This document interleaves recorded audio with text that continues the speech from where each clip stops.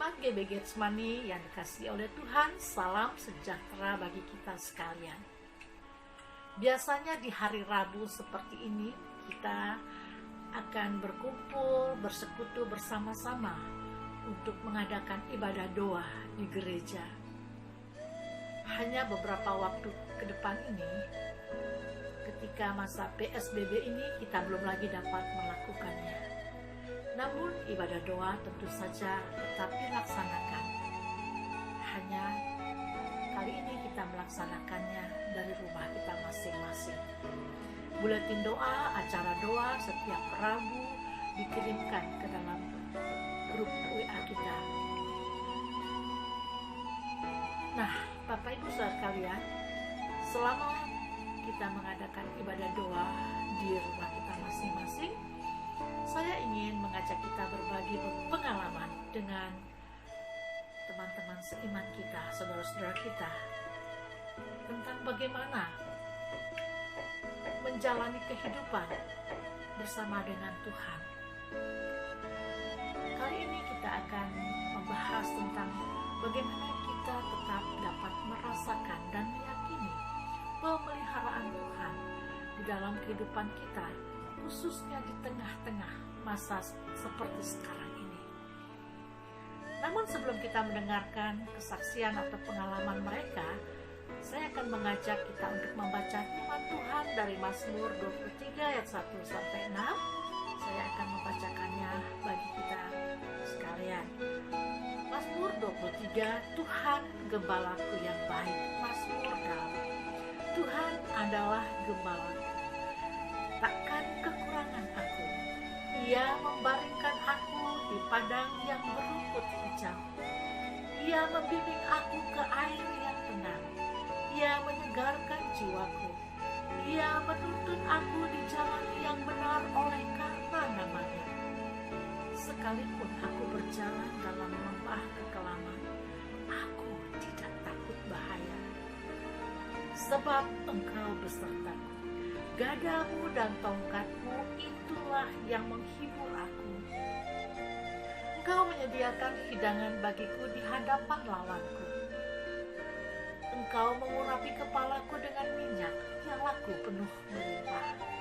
Kebajikan dan kemurahan belaka akan mengikuti aku seumur hidupku, dan aku akan diam dalam rumah Tuhan sepanjang masa.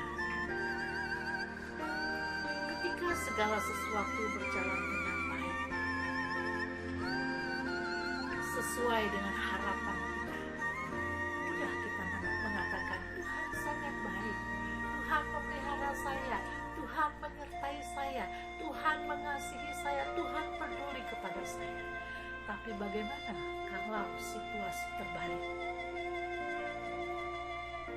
Ketika ada bencana, persoalan, pergumulan, apakah perkataan seperti itu masih tetap keluar dari mulut kita? Haleluya, puji Tuhan, masih keluar. Jemaat yang dikasih Tuhan, bencana, pergumulan, persoalan bukan baru saja terjadi, tapi sudah dari generasi ke generasi hal ini terjadi dalam kehidupan manusia. Bentuknya, sifatnya bisa global, seperti yang terjadi ketika zaman Nuh. Ada air bah yang melanda kehidupan dunia ini, yang melanda dunia ini. Atau ketika sifatnya lokal, seperti yang terjadi di Sodom dan Gomora, yang terjadi ketika Lot hidup. Mereka harus meninggalkan kota itu karena kota itu dihancur luluhkan. Sifatnya bisa personal, perseorangan, seperti apa yang dialami oleh Ayub dan keluarganya. Jemaat yang dikasih Tuhan, bencana, pergumulan, persoalan bisa datang kepada siapa dan kapan saja. Daud juga, meskipun sangat dekat dengan Tuhan, dia juga mengalaminya dalam kehidupannya. Berbagai persoalan, pergumulan yang berat dan bencana pernah dialami oleh Daud. Peperangan, pengkhianatan, pemberontakan anaknya, semua pernah dialaminya. Tapi apakah dia dalam keadaan seperti itu merasa Tuhan meninggalkan dia? Tuhan melupakan dia, tidak peduli kepada dia? Tidak, Daud tidak merasakan seperti itu. Jemaat yang dikasihi Tuhan, dia tetap dapat merasakan dan meyakini pemeliharaan Tuhan di dalam kehidupannya. Saat ini kita juga sedang menghadapi bencana global, wabah penyakit yang merata terjadi di seluruh belahan bumi. Bukan saja penyakit yang menebar kematian ini merupakan bencana, tapi juga kemerosotan ekonomi akibat wabah penyakit ini. Bukan kesehatan saja terancam, tapi juga ekonomi dunia. Dalam situasi seperti ini, apakah kita masih tetap dapat merasakan dan meyakini pemeliharaan Tuhan dalam hidup kita? Kita akan mendengarkan pengalaman dari beberapa saudara kita, bagaimana mereka tetap merasakan dan meyakini pemeliharaan Tuhan dalam hidup mereka. Mari kita mendengarkannya bersama-sama, dan saya percaya ini akan memberkati kita sekalian.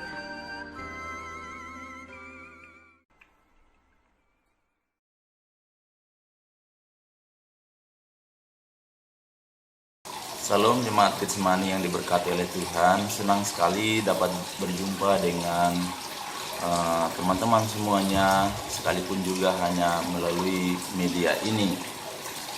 Saya berdoa dan berharap semoga semuanya dalam keadaan sehat, sama keluarga, dan juga senantiasa dalam lindungan Tuhan, sebagaimana apa yang saya bersama keluarga alami di tempat kami. Kesempatan ini saya ingin sharing tentang bagaimana kasih dan pemeliharaan Tuhan bagi saya dan keluarga berdasarkan Mazmur pasal 23 ayat 1 dan 2 yang berbunyi, Tuhan adalah gembalaku, takkan kekurangan aku. Ia membaringkan aku di padang yang berumput hijau, Ia membimbing aku ke air yang tenang. Saya sangat meyakini bahwa Tuhan Yesus itu adalah Tuhan yang sungguh sangat baik. Dia adalah gembala yang selalu memelihara domba-dombanya. Dan kita sebagai anak-anaknya mendapatkan pemeliharaan dari Dia dengan sangat-sangat sempurna. Selama masa-masa ini, pengalaman kami suatu malam saya dan keluarga mengadakan ibadah keluarga, dan firman Tuhan yang kami baca adalah dari bagian ini. Dan pada kesempatan itu kami masing-masing membagikan pengalaman kami, mengingat kembali kebaikan-kebaikan Tuhan yang kami alami di masa-masa yang lalu. Dan ketika kami mengingatnya, sangat-sangat luar biasa banyaknya, sampai kami kagum akan kebaikan Tuhan itu.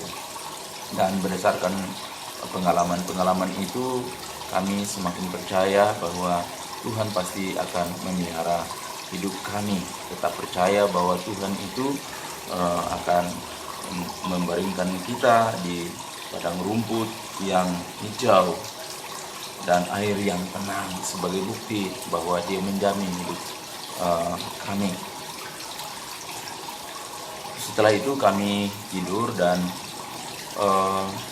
beberapa saat kemudian, 30 menit kurang lebih, kakak kami datang dan mengetok pintu. Kemudian kami keluar, dan luar biasa rupanya malam itu mereka membawakan sesuatu, dan ketika kami lihat itu isinya adalah daging yang dalam jumlah yang banyak, dan kata mereka itu berasal dari sebuah restoran di Kelapa Gading, yaitu di Moi, yang hari itu pemiliknya membagikan semua persediaan bahan makanan di restoran itu kepada seluruh karyawannya, dan berkata bahwa mulai besok restoran itu tidak dibuka lagi atau ditutup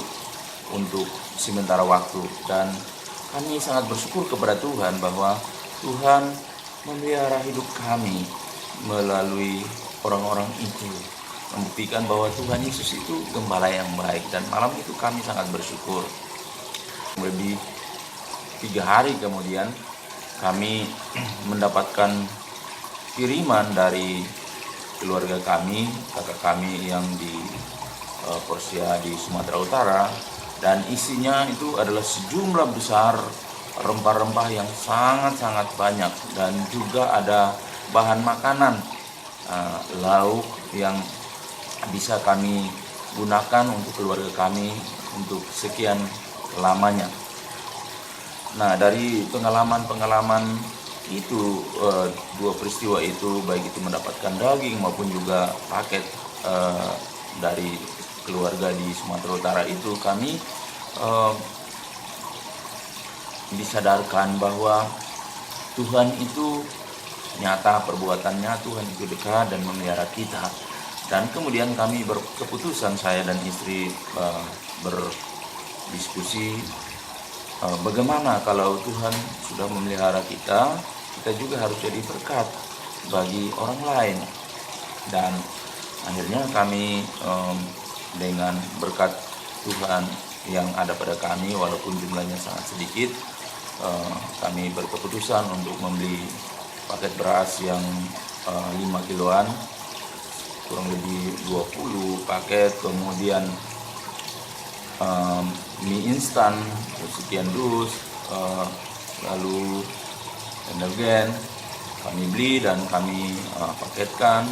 Lalu saya sendiri mengantar ke oma-oma kami, karena oma-oma lansia yang kami layani itu adalah semua yang membutuhkan pertolongan Tuhan. Dan ketika saya sampai ke tempat mereka, di setiap mereka itu sangat bersyukur, bergembira, dan memuji Tuhan karena Tuhan memelihara mereka. Berkata bahwa kami hanyalah alat Tuhan, berkat itu berasal dari Tuhan. Tetapi ketika di rumah kami memikirkan lagi tentang beberapa keluarga yang masih belum mendapatkan paket-paket yang kami beri itu, dan kami berdoa dan kami percaya bahwa Tuhan pasti akan memelihara dan memberkati mereka. Pada malamnya mendapatkan telepon dari Pendeta Raymond, dan beliau berkata bahwa Tuhan menyediakan berkat sembako melalui seorang pengusaha yang diberkati usaha-usahanya, dan dia telah menyediakan paket beras, mie instan, kemudian minyak, biskuit, dan beberapa bahan makanan yang telah disediakan untuk dibagikan. Dan sangat senang, ternyata Tuhan mendengarkan doa kami. Keesokan harinya saya langsung ke gereja dan menjumpai Pendeta Raymond, Ibu Epi, dan juga sudah ada Mas Anto, Dahlia, Ibu Sinta. Kemudian kami pergi ke perkantoran di gudang di wilayah Sudirman untuk mengambil paket itu, dan kemudian kami membagikannya berturut-turut selama 4 hari. Kemudian Pak Brambira juga membantu 1 hari. Paket-paket itu kami salurkan, kami bagikan kepada uh, para pemulung, tukang sapu, uh, para ojol, uh, orang-orang yang di tempat-tempat kumuh, kemudian di pinggir rel, di bawah kolong jalan tol, dan beberapa tempat, termasuk tempat-tempat pelayanan kami, baik itu para lansia yang di Tanjung Priuk, di Tanah Merah, maupun juga tempat pelayanan kami di Melawai, dan itu sangat memberkati mereka. Tapi kami juga tidak lupa untuk membagikan kepada para hamba Tuhan, keluarga-keluarga hamba Tuhan, gembala-gembala sidang, jemaat baptis yang ada di wilayah Jakarta dan Tangerang. Kami membagikan kepada mereka, baik untuk keluarga mereka maupun juga jemaat-jemaat yang memerlukan, dan itu sangat-sangat memberkati mereka. Kami sangat bersyukur bahwa itu semua merupakan bukti bahwa Tuhan Yesus itu gembala yang baik, memelihara umat-umat yang mengasihi Dia, dan menjadikan umat-umatnya yang percaya kepadanya menjadi saluran berkat bagi sesama. Kami sangat bersyukur memiliki Tuhan Yesus. Dia adalah gembala, pemelihara yang memelihara hidup kita, orang-orang yang percaya kepadanya. Yakinlah bahwa Dia pasti memelihara kita di saat-saat yang sulit seperti ini. Rasul Paulus berkata di dalam Filipi pasal 4 ayat yang ke-19, demikian bunyinya, Allahku akan memenuhi segala keperluanmu menurut kekayaan dan kemuliaannya dalam Kristus Yesus. Puji syukur, Tuhan pasti memelihara kita semua. Tuhan memberkati kita. Amin.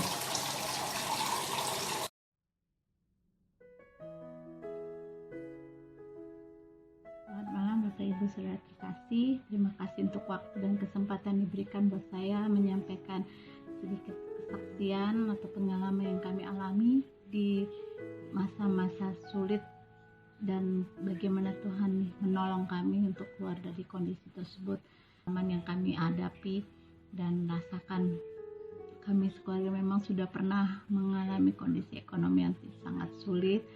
Kami sudah mencoba untuk irit seirit-iritnya. Ini terjadi waktu kejadian tahun 98 di mana suami saya harus juga kehilangan pekerjaan di masa itu. Banyak hal yang kami lewati bersama. Satu hal yang kami belajar bersama waktu itu adalah itu kami terus bersandar kepada Tuhan, mencari pertolongan Tuhan, mencari kehendak Tuhan.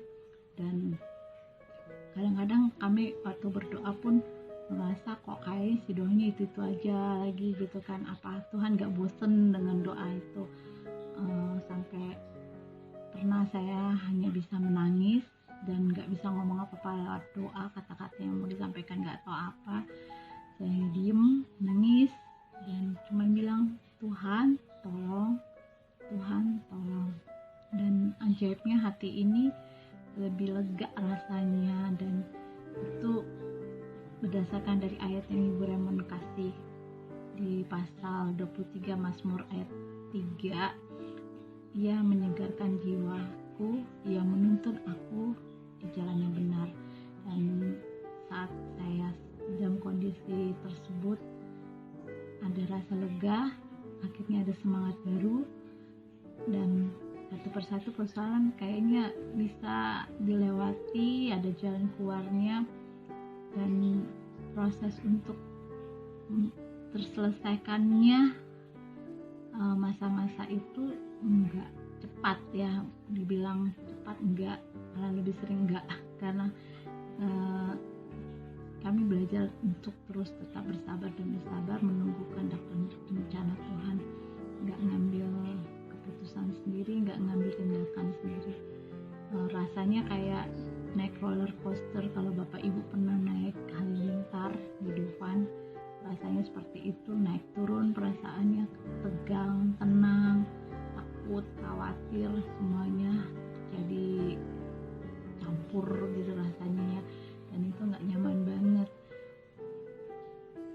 Tapi akhirnya ada satu masa berpikir dan terpikirkan, ya udah terserah Tuhan maunya kayak gimana, bagaimana. Satu hari lewat, tunggu lagi, dan sampai ada satu saat di masa itu lagi Facebook lagi booming-boomingnya, saya ketemu sama teman lama, teman SD, dia bekerja di Amerika.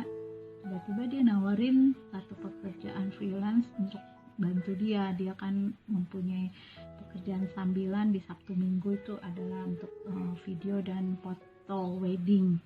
Jadi waktu itu dia ngerasa agak keteter dan perlu bantuan, makanya dia nawarin ke saya, dan ya saya terima gitu, bayarannya pakai dolar pula.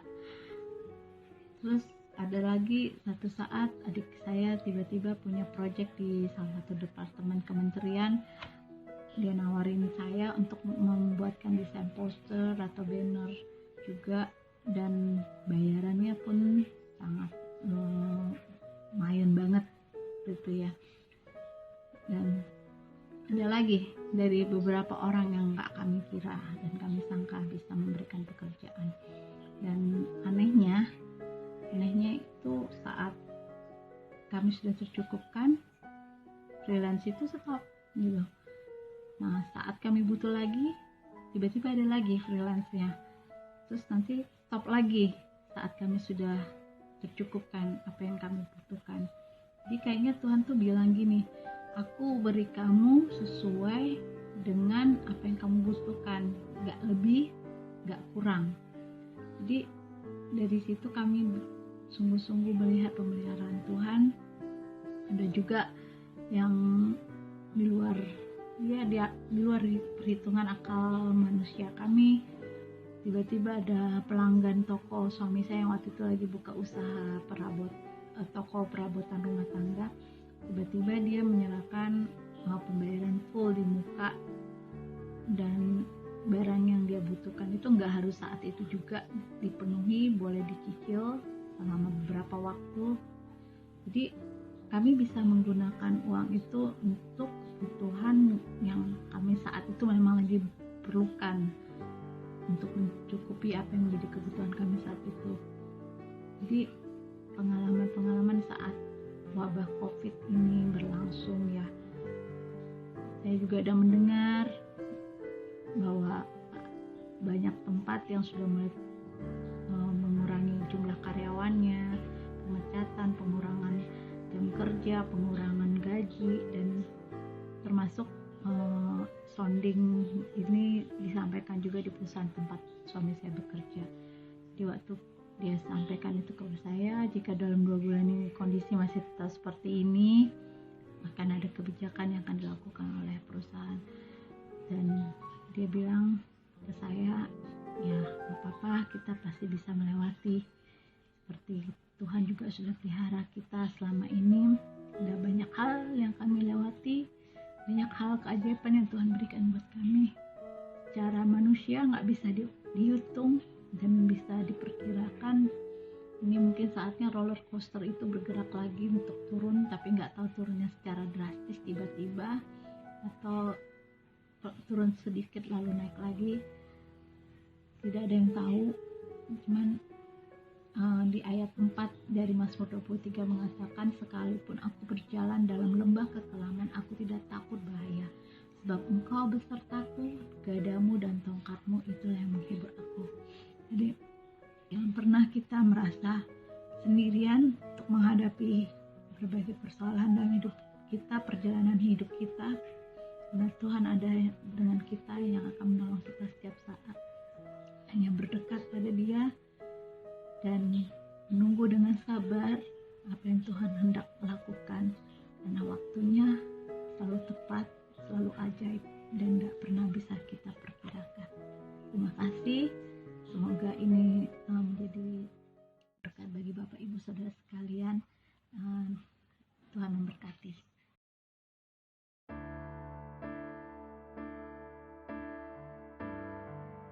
Selamat malam, Salam sejahtera dalam Kristus. Salam sehat. Bapak Ibu Saudara sekalian, dalam Mazmur 23 ayat 5 menjamin bahwa Allah menyediakan makanan bagi kita di depan musuh kita atau lawan kita. Bapak Ibu Saudara sekalian, saya terima Tuhan Yesus saat kelas 5 SD. Lalu setelah lulus SD, saya ikut paman saya ke Jakarta itu pada tahun 72.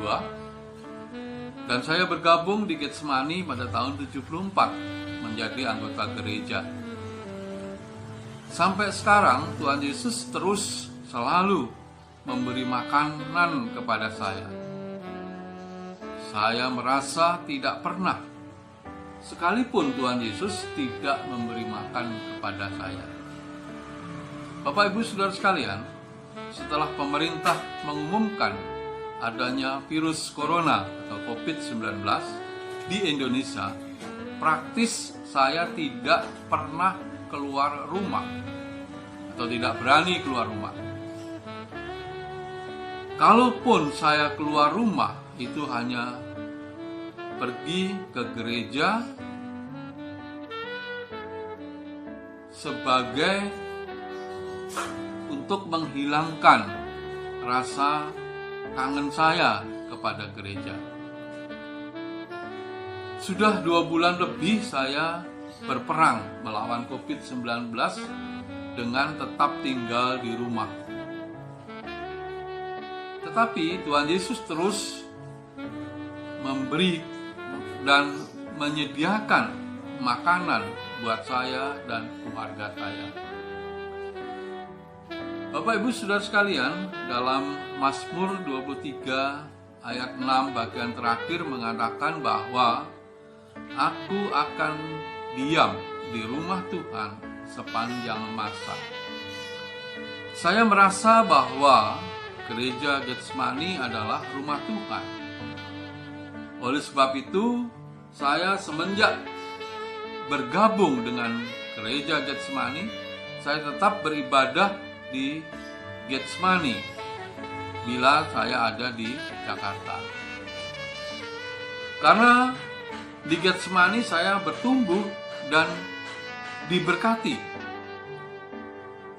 Memang di depan saya menghadapi beberapa masalah, tapi saya yakin bahwa Tuhan Yesus akan menolong saya untuk dapat menyelesaikannya sesuai dengan waktu Tuhan.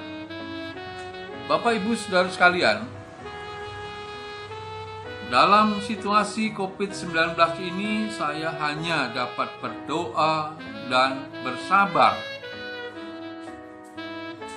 menantikan jawaban Tuhan. Karena saya yakin bahwa Tuhan akan memberi indah pada waktunya. Amin. Kita sudah mendengarkan pengalaman-pengalaman mereka, pengalaman hidup mereka, dan saya berharap ini akan menjadi berkat bagi kita sekalian. Rabu depan kita akan memiliki topik lain, dan saya berharap kita akan tetap setia untuk mengikuti ibadah doa, karena banyak berdoa kita akan semakin kuat. Banyak berdoa kita akan semakin merasakan bagaimana Tuhan ada bersama-sama dengan kita. Tuhan memberkati.